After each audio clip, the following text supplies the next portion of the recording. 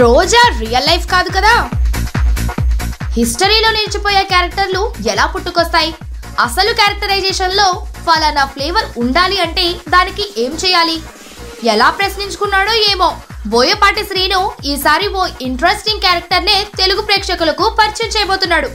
పొగరుగా ఉండాలి, పదవిలో ఉండాలి, హీరోతో గొడవ పెట్టుకునేదై ఉండాలి, హీరోకి ప్రేమికురాలై రసిక రమణీయమని అయి ఉండాలని ఆ క్యారెక్టర్ని రాసుకుంటున్నట్టున్నాడు. అందుకే ఇప్పుడు బన్నీ సినిమా హీరోయిన్ క్యాథరిన్ గురించి రకరకాల పుకార్లు షికారు చేస్తున్నాయి. బోయపాటి తెరకెక్కిస్తున్న సరైనోడు చిత్రంలో క్యాథరిన్ ఓ గడుసైన ఎమ్మెల్యే పాత్రలో నటిస్తోందని చెబుతున్నారు. ముక్కు మీద కోపం ఉండే ఎమ్మెల్యేగా, ప్రత్యర్థిని చీల్చి చెండాడేసే ఎమ్మెల్యేగా బోయపాటి క్యాథరిన్ ని చూపిస్తున్నాడట. ఈ లక్షణాలన్నీ చూస్తుంటే అచ్చం రోజా నిజ జీవితాన్ని తలపిస్తున్నట్లు అనిపించడం లేదు? రోజా కూడా ఓ గడుసు ఎమ్మెల్యే, ప్రత్యర్థిని బూతులు కూడా తిడుతుంది.